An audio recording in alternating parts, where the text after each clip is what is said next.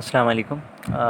आज हम इस लेक्चर के अंदर जो है वो method of finding by P के हवाले से जो भी केसेस हैं वो समझेंगे। केस नंबर 1 की अगर हम बात करें तो केस नंबर 1 के अंदर दो पार्ट हैं। आप चाहें तो इसको पार्ट ए और पार्ट बी करके समझ लें कि पार्ट ए में व्हेन डिनोमिनेटर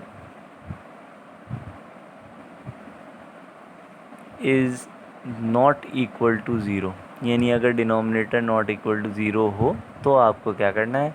और इसी तरीके से नेक्स्ट केस में हम देखेंगे कि when denominator equal to zero. अब ये डिनोमिनेटर इक्वल टू ज़ीरो क्या हो रहा है क्या नहीं हो रहा। रिमेंबर दैट जब हम पर्टिकुलर इंटीग्रल की बात कर रहे हैं दैट मीन्स कि हम न्यूमरेटर की बात नहीं कर रहे। हम जो कुछ भी केस डिस्कस कर रहे हैं वो हम डिनोमिनेटर के हवाले से डिस्कस करेंगे, यानी जो भी वर्किंग करेंगे हम इसकी वो डिनोमिनेटर की वर्किंग करेंगे। तो अब अगेन इस वाले लेक्चर में भी मैं थोड़ा सा, पिछले लेक्चर में भी मैं वाई सी के केसेस के अंदर ये कह रहा था आप लोगों से कि रूट्स कहाँ से आ रहे हैं, किस इक्वेशन के आ रहे हैं। अभी फ़िलहाल हम जो है वो ये डिस्कस नहीं कर रहे, लेकिन अगर रूट्स ये हों जैसे कि हमने देखे थे उसमें 3 केसेस, तो रूट्स अगर आपको मालूम है तो आप वाई सी लिख सकते थे। इसी तरीके से यहाँ पर भी मैं आपको ये नहीं कह रहा कि ये वाई पी की एक्सप्रेशन कहाँ से आ रही है, कैसे आ रही है, ये मैं फ़िलहाल नहीं बता रहा। लेकिन अगर एक्सप्रेशन इस तरह आ जाए कहीं किसी स्टेप में तो आप ये वर्किंग करेंगे, ये चीज़ जो है वो समझने की। तो बहरहाल अगर मैं कह रहा हूँ let suppose if 1 divided by F of D, again मैं ये कह रहा हूँ 1 मैंने क्यों लिखा है, क्योंकि यहाँ पे कुछ भी हो सकता है, एक्स स्क्वायर भी हो सकता है, एक्स क्यूब भी हो सकता है, लेकिन हमें उससे कोई कंसर्न नहीं है। यानी हमारे वाई पी के केसेस में हम डिनोमिनेटर को डिस्कस करेंगे, न्यूमरेटर को डिस्कस नहीं करेंगे। तो अगर आपके पास यहाँ कुछ इस तरह है एक्सपोनेंट ऑफ ए एक्स वाली फॉर्म, तो हम इस डी को रिप्लेस कर देंगे, यानी अपने डिनोमिनेटर के फंक्शन में जहाँ जहाँ डी होगा वहाँ पे ये एक्सपोनेंट ऑफ ए ये रिप्लेस कर देंगे। तो आप ये लिख सकते हैं F of A into exponent of A x. समझते हैं इस केस को एग्जाम्पल से। फॉर एग्जाम्पल अगर आपके पास वाई पी कुछ इस तरह से है 1 divided by D plus 1 into exponent of 2x, तो क्या हमने क्या कहा था इस केस में कि d को रिप्लेस कर देंगे आप 2 से, तो यहाँ ये हो जाएगा 1 divided by 2 plus 1 exponent of 2x। तो यहाँ से simply 1 divide by 3 into exponent of 3x आप लिख सकते हैं। इसी तरह अगर आपके पास ये हो 1 divided by D square plus 2d plus 3 into exponent of 2x, तो यहाँ पर भी वही केस है, क्योंकि डिनोमिनेटर अगर आपका ज़ीरो नहीं हो रहा d की रिप्लेसमेंट के बाद, तो हमारे यही चलेगा कि d आप डायरेक्टली रिप्लेस करेंगे इस एक्सपोनेंट में। यहाँ पर जो कुछ भी, अच्छा 2 की एग्जांपल, क्योंकि एक्सपोनेंट ऑफ 2x हम देख चुके थे, यहाँ कुछ और कर लेते हैं। एक्सपोनेंट ऑफ लेट सपोज यहाँ पे रख लेते हैं 5x, ठीक है। तो एक्सपोनेंट ऑफ 5x की रिप्लेसमेंट में क्या हो जाएगा, ये 1 divided by 5 square plus 2 into 5 plus 3। तो अच्छा एक्सपोनेंट ऑफ 5x ऐसे ही रहेगा, तो फाइनली ये इसका आंसर आ जाएगा 1 divided by 25 plus 10 plus 3 into exponent of 5x। और फाइनली इसका आंसर आप लिख सकते हैं कि ये 38 इंटू एक्सपोनेंट ऑफ 5x, ये फाइनल आंसर आएगा। 25 प्लस 10 35 और प्लस 3 करेंगे 38 एक्सपोनेंट ऑफ 5x, ये ऐसे ही आ गया। तो आप देखें इस केस में हमने किया क्या है कि डिनोमिनेटर अगर नॉट इक्वल टू ज़ीरो हो तो हम डायरेक्टली एक्सपोनेंट की जो भी पावर है, यानी एक्सपोनेंट में जो कुछ भी है, हम उसको डी से रिप्लेस कर देंगे। एक और एग्जांपल समझते हैं। लेट सपोज़ कि अगर आपके पास जो है वो वाई पी कुछ इस तरह से है कि 1 divided by D plus 1 into D minus 3 into D square plus 5, अगर ये है इंटू एक्सपोनेंट ऑफ 2x आ जाए आपके पास, तो यहाँ पर भी सेम वही होगा कि डिनोमिनेटर, क्योंकि तीनों फैक्टर के अंदर कहीं पे भी ज़ीरो नहीं हो रहा, तो हम यहाँ पर भी d को रिप्लेस कर देंगे 2 से, यहाँ पर भी d को रिप्लेस कर देंगे 2 से, और यहाँ पर भी d को रिप्लेस कर देंगे 2 से। तो फाइनली और एक्सपोनेंट ऑफ 2x वो ऐसे ही रहेगा।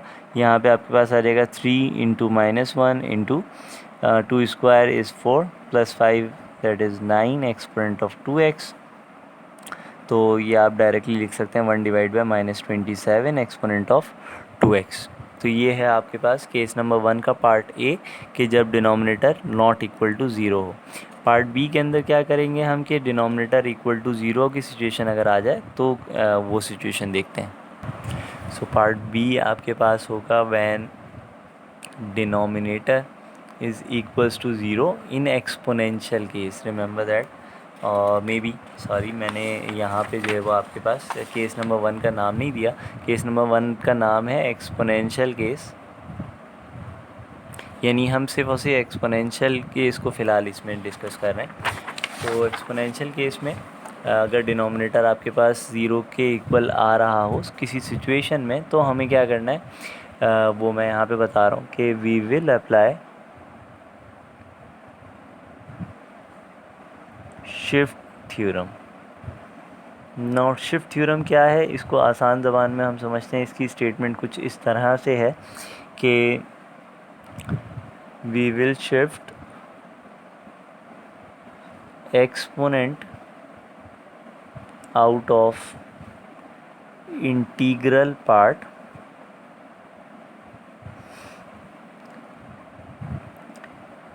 with a replacement of d by d plus a। यानी ये कुछ आपके पास जो है वो शिफ्ट थ्योरम है कि हम एक्सपोनेंट को इंटीग्रल पार्ट से बाहर निकाल देंगे। देखिए इंटीग्रल पार्ट का वर्ड यहाँ पर आया है, ज़रा पिछले वाले केस को भी दोबारा से देखें कि अगर आपके पास सिनेरियो कुछ इस तरह हो, ये पिछले वाले केस को मैं बता रहा हूँ, यहाँ पर जो है वो न्यू केस अभी हम डिस्कस नहीं कर रहे। तो पिछले केस में अगर मैं कहूँ लेट सपोज अगर आपके पास हो इंटीग्रल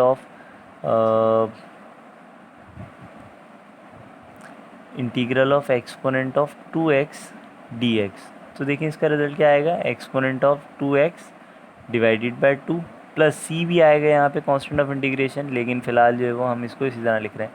तो देखें याद करें हमने क्या कहा था, इंटीग्रल पार्ट को हम यूँ लिख सकते हैं 1 डिवाइडेड बाई डी। डी क्यों, क्योंकि डी जो है वो आपका ऑपरेटर है, डेरिवेटिव को रिप्रेजेंट कर रहा है। ये एक न्यू चीज़ है जो अभी फ़िलहाल मैंने डिक्लेयर करी कि डी एक ऑपरेटर है जो कि डेरिवेटिव को डिक्लेयर कर रहा है। तो 1 डिवाइडेड बाई डी क्या होगा, वो इंटीग्रल होगा। और इसी तरीके से एक्सपोनेंट ऑफ 2x यानी 1 divide by D integral of exponent of 2x, हमने क्या कहा था कि हम d को 2 से रिप्लेस कर देंगे। तो 1 divide by 2 exponent of 2x आपके पास ऐसे आ गया। ये है आपका केस नंबर 1 के पार्ट ए वाला काम। यानी ये जो आपका पार्ट है 1 divided by something, this is known as integral part since both the result are same.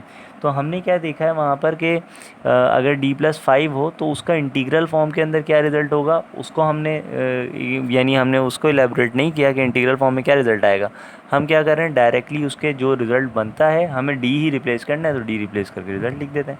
तो सिमिलरली हम क्या करेंगे, एक्सपोनेंट को इंटीग्रल पार्ट से, यानी ये जो 1 divided by D something, d+2x d+2d something जो भी है, अगर इस तरह की सिचुएशन है तो उससे बाहर निकाल देंगे और रिप्लेस क्या करेंगे, d को रिप्लेस कर देंगे d+a से। और a क्या है यहाँ पर, एक्सपोनेंट का ही जो भी एक्सपोनेंट ऑफ ax हम लिखते हैं उस तरह देखते हैं। लेट सपोज अगर एक सिनेरियो समझें थोड़ा सा कि अगर आपके पास हो 1 डिवाइडेड बाई, जनरली मैं फ़िलहाल यहाँ पे बता रहा हूँ कि अगर yp कुछ इस तरह आपके पास आ जाए 1 divided by D minus A into exponent of A x. तो ज़रा रिकॉल करें, अगर हमने इसको केस नंबर 1 के पार्ट ए वाले से अगर आपने रिप्लेस कर दिया d को a से, तो a minus A equal to 0, that means your denominator is becoming 0 here.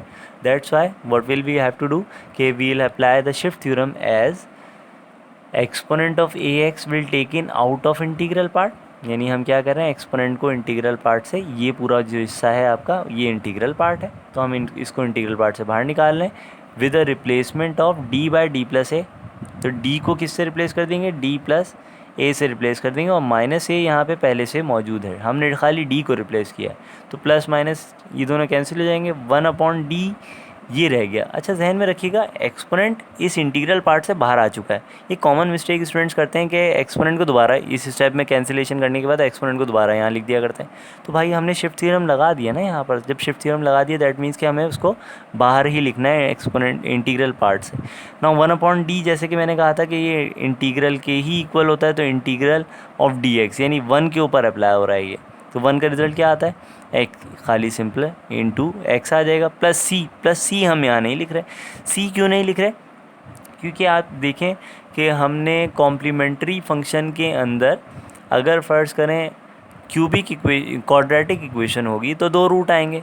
2 root आने का मतलब वहाँ पर हम जो है वो सिंपल 2 आर्बिट्रेरी कांस्टेंट को इंट्रोड्यूस करा चुके होंगे। तो अब यहाँ पे कांस्टेंट ऑफ इंटीग्रेशन को यूज़ करने की ज़रूरत नहीं है। दूसरा रीज़न इसका ये है कि ये पर्टिकुलर इंटीग्रल है, जिस तरह पर्टिकुलर सॉल्यूशन हुआ करता था जिसके अंदर कांस्टेंट ऑफ इंटीग्रेशन या आर्बिट्रेरी कांस्टेंट नहीं होता था, बिल्कुल इसी तरीके से यहाँ पर भी कांस्टेंट ऑफ इंटीग्रेशन या आर्बिट्रेरी कांस्टेंट यहाँ इन्वॉल्व नहीं होगा। हम सिंपली इंटीग्रल का रिजल्ट x लिखेंगे और यही आपका yp होगा। ये एक जनरल रिजल्ट है, ठीक है। इसकी एग्जांपल्स देखते हैं।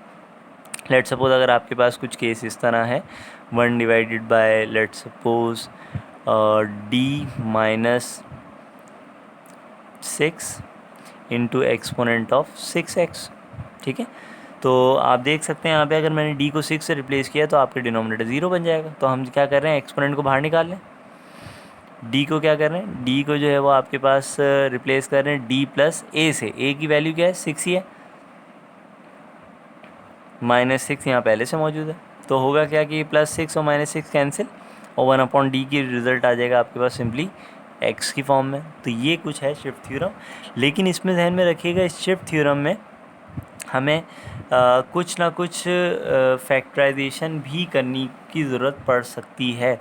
देखें, लेट सपोज़ अगर मैं आपसे कहूँ कुछ इस तरह के डिनोमिनेटर में आपके पास कुछ yp की एक्सप्रेशन इस तरह से है, 1 divided by let suppose d square plus d minus 6, और ये मैं अप्लाई कर रहा हूँ let suppose exponent of -3x पे, ठीक है। तो देखिए इस केस में अभी फ़िलहाल अगर हमने -3 अप्लाई किया तो -3 स्क्वायर ये हो जाएगा 9, यहाँ पर -3 आप करेंगे तो ये हो जाएगा -3 -6 -9, यानी 9 -9 0, दैट मीन्स डिनोमिनेटर इज़ 0 है। लेकिन इस ज़ीरो के अंदर आप चाहें तो डायरेक्टली शिफ्ट थ्योरम लगा लें, या आप चाहें तो यानी अगर कोई केस नहीं बनता, फैक्टराइजेशन नहीं होती, तो आप डायरेक्टली शिफ्ट थ्योरम लगाएंगे। डायरेक्ट शिफ्ट थ्योरम कैसे लगेगा, एक्सपोनेंट को बाहर निकालेंगे इंटीग्रल पार्ट से और d की जगह d+3, तो d प्लस नहीं d-3 आप रिप्लेस कर देंगे d की जगह, जो भी फॉर्मूला बनता है उसके बाद उसकी वर्किंग कर लेंगे। या फिर आप इसकी फैक्टराइजेशन करेंगे और फिर फैक्टराइजेशन करने के बाद रिज़ल्ट देखेंगे। तो इनके दोनों रिज़ल्ट जो है वो हम समझते हैं। यहाँ पर ये कुछ इस तरह से हो जाएगा कि अगर मैं फैक्टराइजेशन करूँ तो इसकी ये मैं लिख सकता हूँ +3d minus 2d minus 6। Hopefully कि मैंने सही फैक्टराइजेशन करी है यहाँ पे सॉरी। तो अगर मैं d को कॉमन लूँ तो d+3 रह जाएगा, और -2 कॉमन लें अगर हम तो d+3 रहेगा, बिल्कुल सही। तो एक्सपोनेंट ऑफ -3x ऐसे ही रहेगा। तो यहाँ पर d+3 is taken again as a common और d-2 remain exponent of -3x। Now देखिए समझने की बात क्या है कि ये जो डिनोमिनेटर में ज़ीरो आ रहा था वो इस फैक्टर की वजह से आ रहा था, यानी this factor is making a problem for to become the denominator equals to 0, not by this factor. यानी अगर हम इस फैक्टर में -3 रिप्लेस करें तो इससे कोई फ़र्क नहीं पड़ रहा। तो मेरे लिए आसान काम क्या है कि मैं -3 यहाँ पर रिप्लेस कर देता हूँ। -3 रिप्लेस करने के बाद यहाँ पे सिंपली डायरेक्टली ये हो जाएगा 1 डिवाइडेड बाय -3 इस फैक्टर के अंदर रिप्लेस करें, because this factor is not creating up any problem means के यहाँ पर डिनोमिनेटर 0 नहीं हो रहा। That's why we just replace this d by -3, so you will have -5 और d+3 ऐसे ही रहेगा, एक्सपोनेंट ऑफ -3x ऐसे ही रहेगा। अब इस वाले पार्ट पे बेसिकली हम क्या कर रहे हैं, इस पूरे पार्ट पे हम अप्लाई कर रहे हैं शिफ्ट थ्योरम। तो इस पार्ट पे शिफ्ट थ्योरम अप्लाई करने के लिए क्या किया जाएगा, -1/5 तो पहले से मौजूद है यहाँ पर, और एक्सपोनेंट को इंटीग्रल पार्ट से बाहर निकाल देंगे। d को रिप्लेस कर देंगे d+a से, जो कि a की वैल्यू यहाँ -3 है, तो d रिप्लेस हो गया d-3 से, +3 पहले से मौजूद है, दोनों कैंसिल, 1/d का रिज़ल्ट अगेन वही डायरेक्ट लिखते हैं इंटू x की फॉर्म में, ठीक है। सो ये रिज़ल्ट आएगा। इसी चीज़ को आप चाहें तो डायरेक्ट कर लें, डायरेक्ट में भी ये हो सकता है, यानी फैक्टराइजेशन अगर करने की ज़रूरत नहीं पड़ी, आपकी फैक्टराइजेशन नहीं हो पा रही किसी डिनोमिनेटर की, तो आप डायरेक्टली रिप्लेस कर सकते हैं इसी चीज़ को। बल्कि रिजॉल्व करके देख लेते हैं, क्योंकि इसमें एक चीज़ आएगी जो आपको शायद कंसिडर करनी पड़े। तो देखें इस एग्ज़ाम्पल में कि अगर हम जो है वो सेम उसी चीज़ को कंसिडर करते हैं, d square plus d-6 into exponent of -3x। अब मैं क्या कर रहा हूँ यहाँ पर कि डायरेक्टली d को शिफ्ट थ्योरम लगाते हैं, क्योंकि डिनोमिनेटर 0 है, हमने फैक्टराइजेशन नहीं करी, हम डायरेक्टली शिफ्ट थ्योरम लगा रहे हैं। एक्सपोनेंट को आपने बाहर निकाला according to the shift theorem, d को आप रिप्लेस कर देंगे d-3 से, होल स्क्वायर ऐसे ही आ गया। डी को भी रिप्लेस कर देंगे d-3 से -6, लेकिन d प्लस ए से रिप्लेस करते हैं। a की वैल्यू यहाँ -3 है तो d plus A is equals to d-3। Of course a की वैल्यू -3 है, तो यहाँ पे जो है वो आपके पास आ जाएगा, थोड़ा सा सिंप्लीफाई करते हैं इसे, ये हो जाएगा d² -6d plus 9 plus d-3 -6, तो ये हो जाएगा exponent of -3x 1 divided by d², तो ऐसे ही रहेगा। ठीक है, -6d प्लस d, ये हो जाएगा -5d, ये हो जाएगा आई थिंक 9 माइनस, ये दोनों कैंसिल हो जाएंगे, टोटल यही बचा एक्सपोनेंट। यहाँ ये जो है खाली ये 1 पे अप्लाई हो रहा है, तो असल में है क्या चीज़ कि एक्सपोनेंट ऑफ -3x, इसके अंदर से अगर मैं d कॉमन ले लूँ तो d कॉमन लेने के बाद मेरे पास रह जाएगा d-5। अब यहाँ 1 रह गया। अब इस 1 के ऊपर हम चाहें तो इस 1 को एक्सपोनेंट ऑफ 0x लिख लें, हम चाहें तो 1 को जो है वो कॉस ऑफ 0 लिख लें, लेकिन ये आपके ऊपर है ना, यानी या x⁻0 लिख लें। लेकिन क्योंकि अब तक आप लोगों ने सिर्फ और सिर्फ एक्सपोनेंशियल केस ही देखा है, तो हम एक्सपोनेंशियल फॉर्म में लिखते हैं। तो हम क्या कर रहे हैं, खाली इसको, क्योंकि इसको रिजॉल्व करना है, 1/d, d समथिंग जो भी है ना डिनोमिनेटर में, ये सब रिजॉल्व होना चाहिए, जब जाके एक पर्टिकुलर इंटीग्रल का रिजल्ट आएगा। तो हम क्या कर रहे हैं कि इस 1 को एक्सपोनेंट ऑफ 0x लिख रहे हैं, सपोज कर रहे हैं। तो देखें 0 में भी अगेन वही चीज़ है कि इस वाले d की जगह अगर रिप्लेस करूँ तो प्रॉब्लम है, इसमें d की जगह रिप्लेस करूँ तो कोई प्रॉब्लम नहीं है, तो इसमें हम रिप्लेस कर देते हैं। ठीक है, तो आपके पास ये आ जाएगा एक्सपोनेंट ऑफ 0x की, इसमें d की जगह रिप्लेस किया 0, तो 1/-5 आ जाएगा। तो ये आप लिख सकते हैं इस तरह से। और यहाँ रह गया खाली d जो कि अप्लाई हो रहा है एक्सपोनेंट ऑफ 0x पे। नाउ अगेन अब मैं इसको 1 लिख रहा हूँ। ठीक है, हम अपने d को ख़त्म करने के लिए जो भी जिसे कहते हैं तरीके हैं वो यूज़ कर सकते हैं। 1/d applies on 1, that means the result as in a product form you will get only x, so the same result, वही रिज़ल्ट आया। आप चाहें तो डायरेक्टली यूज़ करें, आप चाहें तो फैक्टराइजेशन करके यूज़ करें। कुछ पॉलिनोमियल ऐसे हो सकते हैं इनकी फैक्टराइजेशन करना मुश्किल हो, या फैक्टराइजेशन नहीं हो रही हो, तो आप डायरेक्टली जो है वो शिफ्ट थ्योरम अप्लाई कर सकते हैं इस केस में। सिंपल बात यह है कि अगर डिनोमिनेटर इक्वल टू 0 होगा तो आपको शिफ्ट थ्योरम अप्लाई करना है, अगर डिनोमिनेटर इक्वल टू 0 नहीं होगा तो आपको d रिप्लेस करना है, यानी d की जगह एक्सपोनेंट का जो भी पार्ट है वो रिप्लेस करना है। इस लेक्चर में हम जो है वो सिर्फ इस केस नंबर 1 को ही समझेंगे। इंशाल्लाह नेक्स्ट लेक्चर के अंदर जो है वो हम केस नंबर 2 को स्टडी करेंगे। थैंक यू, अल्लाह हाफ़िज़।